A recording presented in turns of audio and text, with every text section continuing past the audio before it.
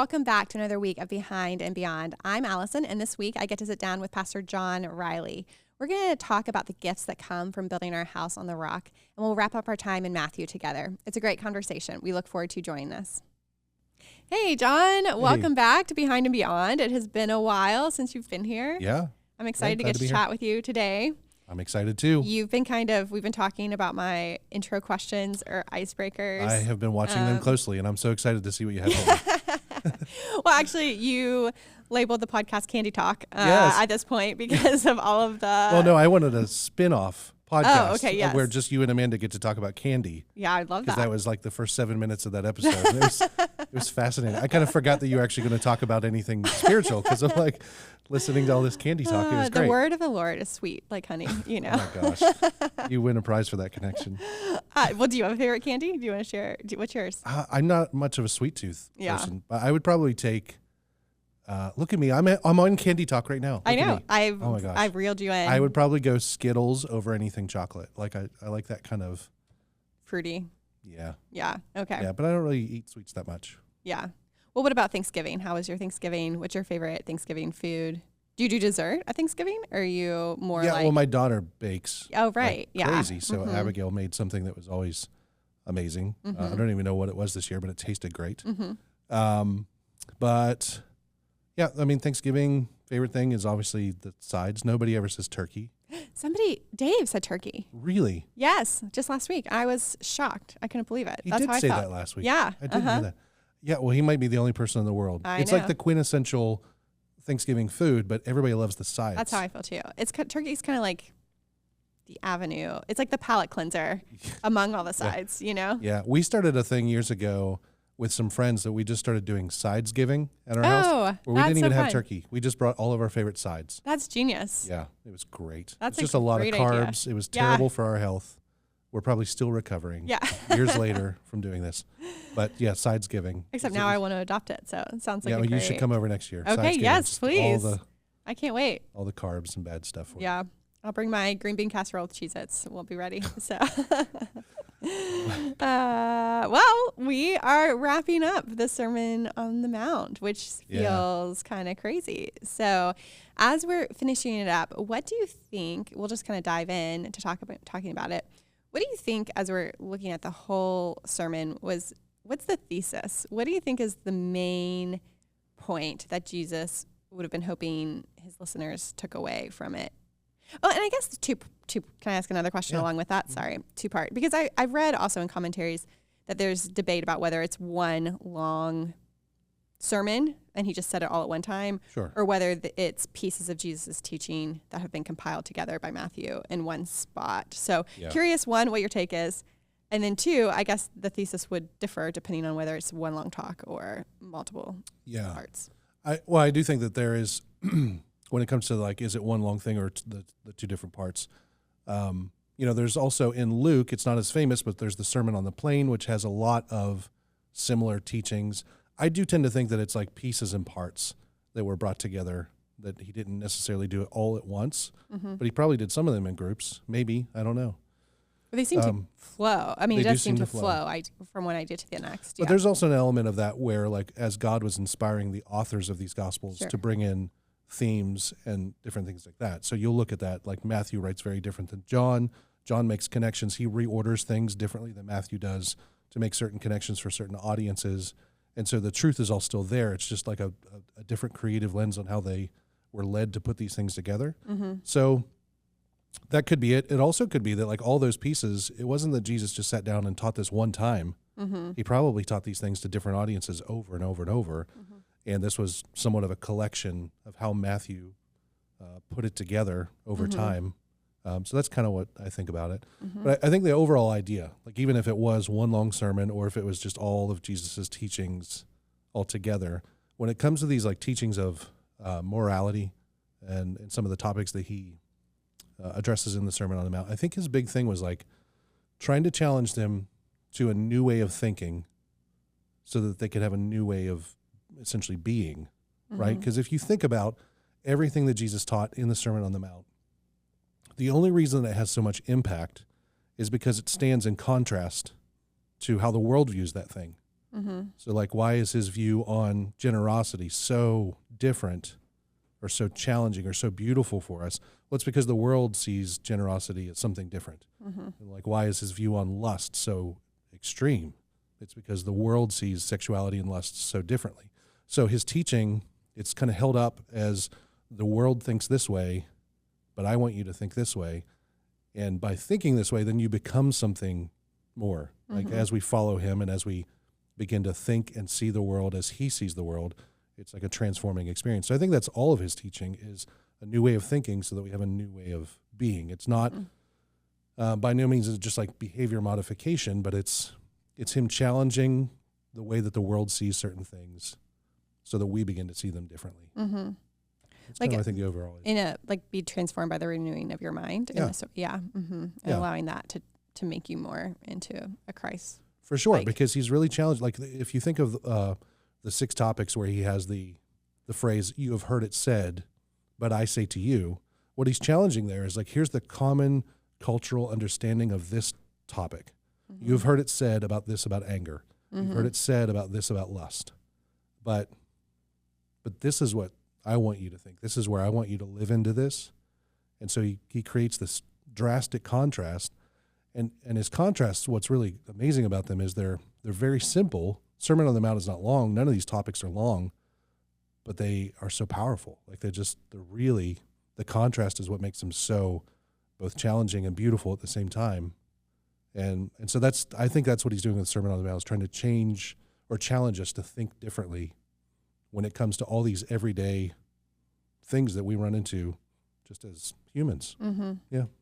So in this week in particular, as you're wrapping us up, was there anything specific that you wanted to have more time to talk about that you didn't have time, or a different direction you would have taken it if you could have given multiple sermons? What were some of your thoughts? Yeah, I felt like this was a sermon where I could have spent 2 hours on some. And you say that on almost every single. Do I? Yeah. Well, because I just know about you that you think a lot about something before you preach it. And so usually you have a lot of ideas kind of percolating. My biggest challenge always is that when I come into like the Thursday before, it's not that I don't have enough content, it's that I have too much. My biggest challenge then is like, how do I whittle this down to the essence of what I'm trying to communicate? So I think for me, one of the things, I don't know if I would try to include this in there, but I touched on it a little bit.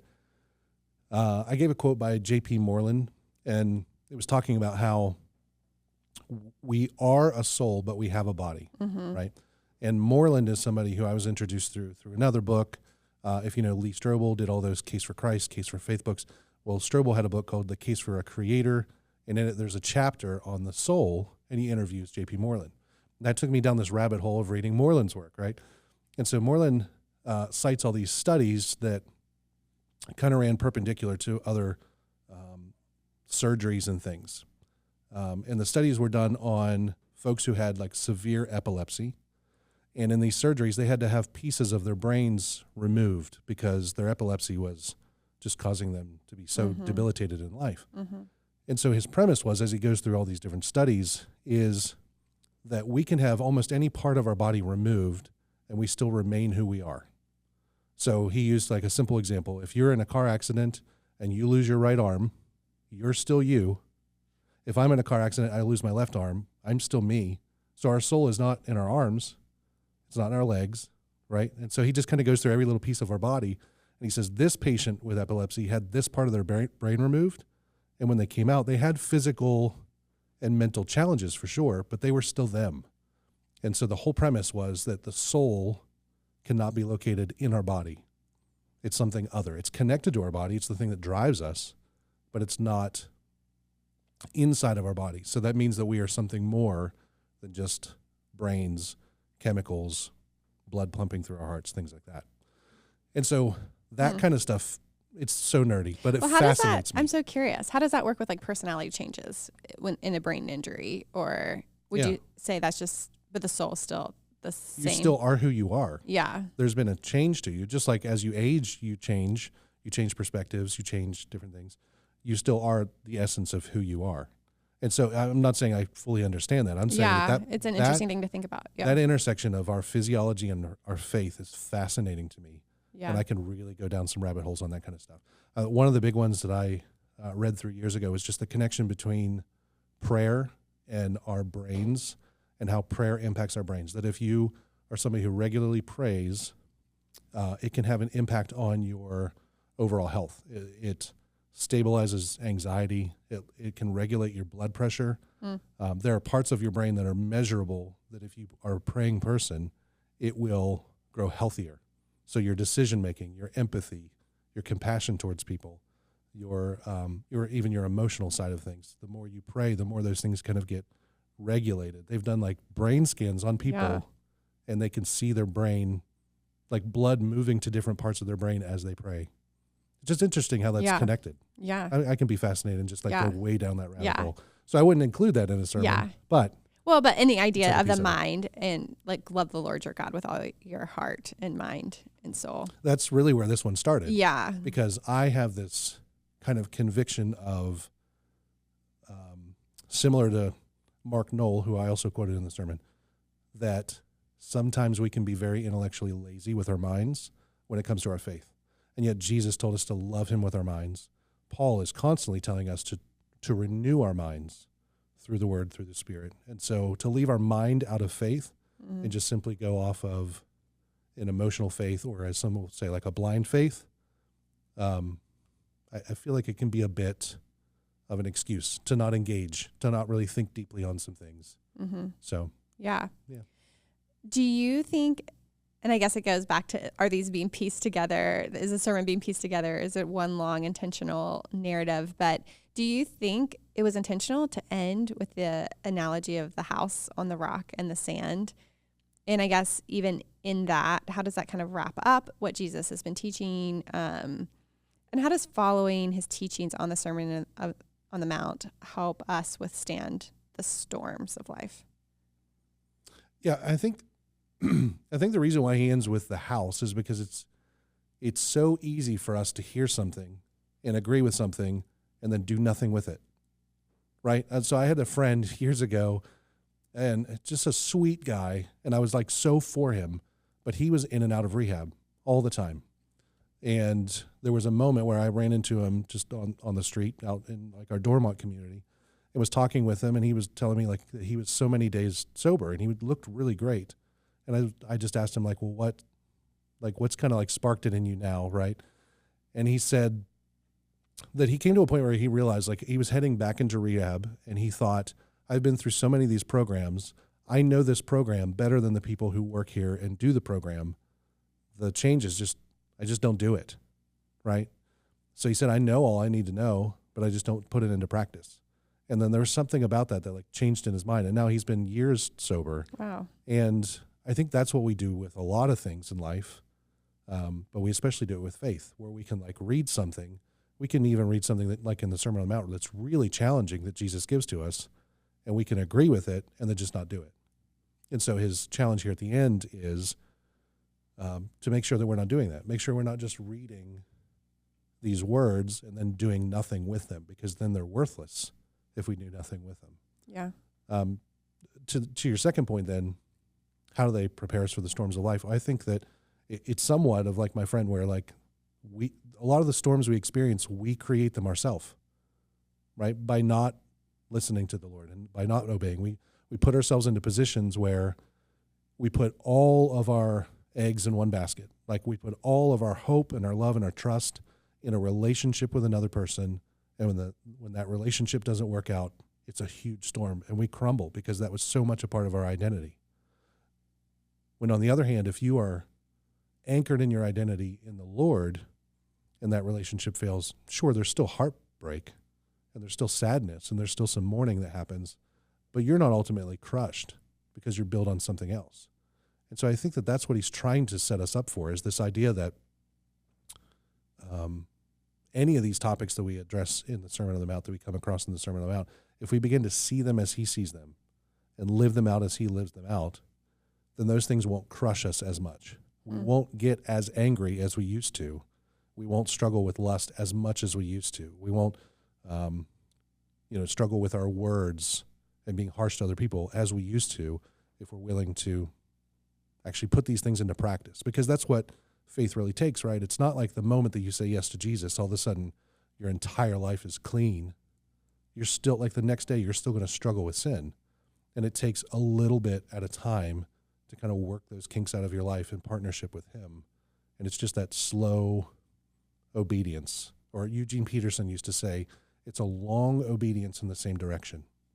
And I think that's this big idea and how it relates to storms in life. But I ultimately do think, and I think I said this there too, that he's not just referring to these little storms. I do think at the end here, Jesus is talking about like the end. Or like the ultimate storm. The ultimate storm, which is death. I think that that's what he's talking about. Yeah, that's interesting. Well, I think it's interesting too that he ends in a way that's like, it's not if the storms come, the storm is coming, whether that's death or whether that's all of the micro storms that happen before death. And so I was reading recently just in Psalm 84, where it says, no good thing does he withhold from those who walk uprightly. And yet at the same time, storms are, that doesn't mean there isn't going to, our life is promised to be storm free, right? So I'm curious, what do you think are the good things that God doesn't withhold, and what gives that house a strong foundation? Yeah.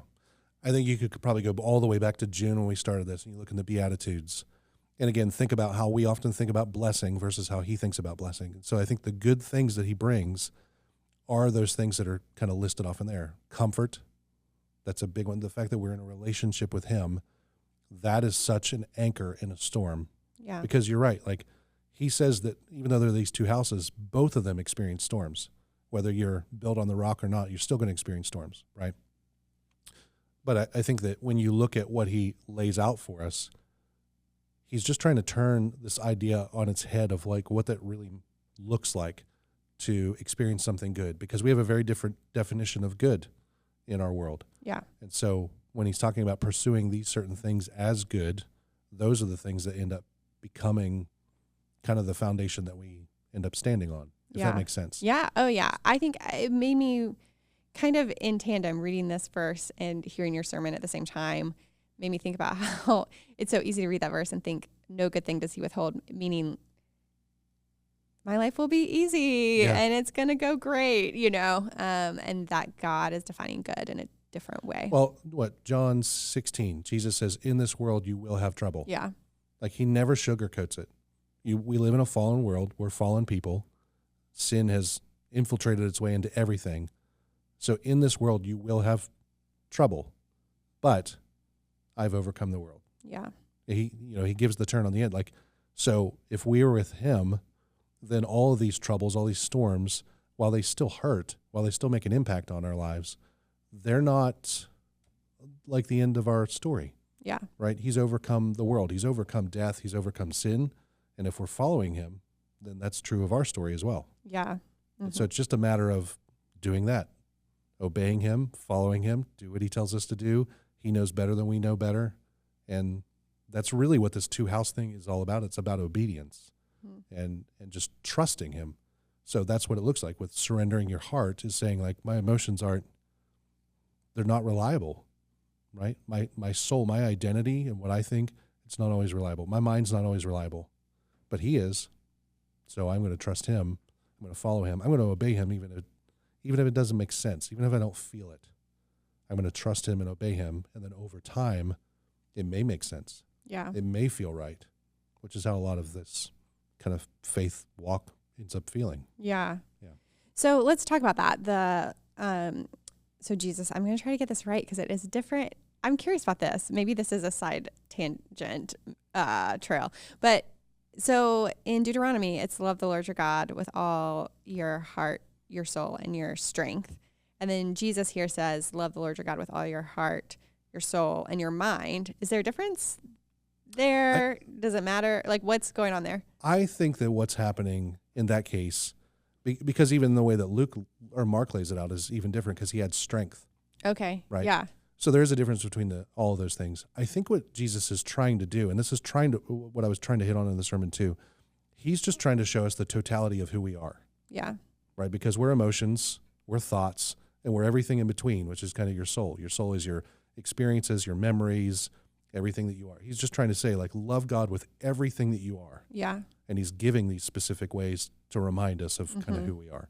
So I think if you look at Deuteronomy's version, Mark's version, They're saying Matthew's the version, same thing. they're essentially saying everything that you are. Love him with all that you are. And there's even a reason why it doesn't just say love him with your heart, love him with your soul, love him with your mind. It says love him with all your heart. And all. I think that's what he's trying to encompass in this whole thing, is that we need to love him with all that we are, every little piece and part that we are. Yeah. So how do you think you begin to evaluate and recognize if we're building our foundation on our heart, which you kind of helped explain as our emotions, or our soul, which we talked a little bit about our identity, or our mind, and how do we work towards change of him being our foundation? Yeah. Especially if this has been a way we've operated or interacted in the world for a really long time. Like I can think about, let's just take emotions, for example. If I have lived my 40 years really trusting my emotions to be the foundation, how do I begin to recognize that and make changes? Yeah. So when I first became a Christian, I was in my early 20s. I was in college. And I remember getting to read the scriptures for the very first time. I still have a lot of these like first time moments of these really common passages. One of them was when Paul's talking to the church, the Thessalonians. He has a line that was really confusing to me at first, where it's a famous one where he says, "Pray without ceasing." And I remember thinking, that's impossible. And it sounds exhausting, right? To just constantly be praying. How do you drive? Because I was still in the mindset of like, when you pray, you bow your head, you close your eyes, right? How do you drive? You can't drive with your eyes closed. Paul, we can't pray without ceasing all the time. And I think that over the years, that's what I've come to learn that this is really about, is this idea of staying connected with him in the areas that he tells us to stay connected. And in this sense, it's essentially saying, don't always trust your emotions. They are a good gift from him, but they're not always good truth tellers. And so what should we do? When we get really emotional about something, the first thing we should do is go to him in prayer. Paul also talks about the idea to the Corinthian church in 2 Corinthians 10, I think. He talks about capturing your thoughts for Christ. Right? He has this really interesting line, capture your thoughts. Well, what is capturing your thoughts? It's just recognizing that my thoughts like to run away, and they like to go in directions that maybe God doesn't want me to go. And my imagination will take me to terrible places. And so to capture my thoughts means that I need to recognize those things, capture them, take them to him in prayer as quick as I can. Same thing with our identity. If I ever get like this nudge from the Holy Spirit that's telling me, you're trying to base your decision or this conversation or whatever it is off of who you are, you're not thinking about the other person, that little bump from the Holy Spirit, that push, that I need to stop and I need to take it to him in prayer. So I think that that's kind of what this looks like, is this idea of praying without ceasing just recognizes that there are certain parts and pieces of me that I can't put my trust in, so I need to take them to him. So my heart, my mind, my soul, those are good gifts from God, but they make terrible foundations, is kind of what I was trying to say in the sermon. And so just submitting those to him in prayer is a good first step. And I think that it could be challenging at first, but then again, you get in that rhythm, again, taking little steps to do this, and it starts to become easier. You start to identify these lies that your emotions or your mind or your soul might be trying to tell you, and you take them to him to hear from him, to wait on him, and to receive truth about what's really going on. So it's not that we're suppressing our emotions. It's not that we're trying to like ignore our thoughts. It's just that we recognize that they're a fallen part of us too.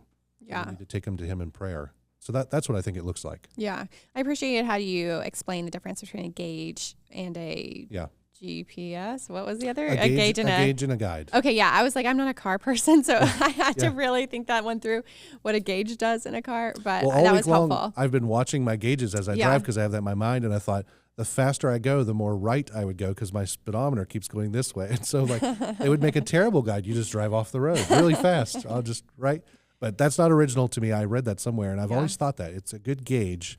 It tells me who I am, but it's not a great guide. It doesn't tell me where I should go. I think it's true of probably all three of those things. Yeah. Do you think people tend to slip into having one of those be their foundation instead of the Lord more than the other? Like, do you think some people tend to be more like, my mind is my foundation or my emotions are my foundation?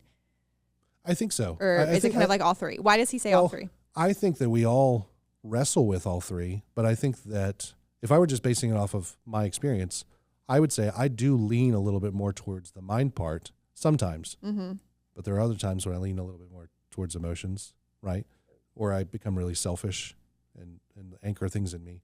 So I don't think that we're all within one. I do think that that's why he's trying to communicate the entirety of who we are in those three different parts.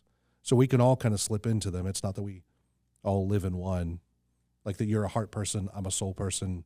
Yeah, that kind of thing. Sure. I think we all, and it's moment by moment. I mean, throughout the day, you could have a really great morning, and by the evening, you're just an emotional wreck because something happened at work. So now you're living off of your emotions. This morning, maybe you were living off of something else. You'd kind of be all over the place. Yeah. So as we're wrapping up the Sermon on the Mount, I'm curious what has been most personally impactful for you kind of in this extended time of study, and what you'll take away from it. It might not be surprising, but I think that like just the power of Jesus's words has been so prevalent for me in the series as I've been reading through it. It made me think of, there's a passage in John 18. So it's at the end of the gospel. Jesus is about to be arrested, and a crowd comes, and Judas is there, and they're about to arrest Jesus. And this is a little detail in John's gospel that I don't really hear many people talk about. But when he says, "Who are you after? Who have you come to arrest? Who have you come to get?" And they said, "Jesus of Nazareth." And he says, "I am he." And just with those few words, it says everybody fell backwards to the ground. And so just to see like the power of Jesus's words, even in that moment, is incredible.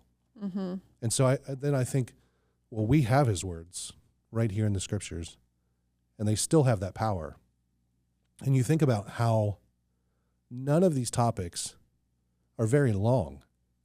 Sometimes they're like a few sentences long, and yet we still talk about them thousands of years later. Think about how much of the Sermon on the Mount is like part of the cultural vernacular that we have today. We use the phrase, turn the other cheek, the golden rule, go the extra mile.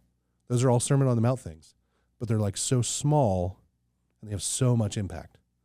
And so I think that for me has just been this great reminder of like how powerful the Word of God is. Not just the Sermon on the Mount, the entire thing. And so I feel like it's kind of driven me to read even more and to spend time more like meditating on what he has to say. So I think that's one of the bigger things for me that I took away from it. Well, and I mean, it even ends, right? The Sermon on the Mount ends. I'll just read it. When Jesus finished these sayings, the crowds were astonished at his teaching, for he was teaching them as one who had authority and not as one of their scribes. Yeah. And so just this idea that what he was saying came with a new sense of authority that they hadn't seen before. So yeah, it's beautiful to read through. Even after all these years, even after because we've all read this so many times, it's still just such a beautiful part of the scriptures to read through and see the simplicity and the power and how much it challenges us inside.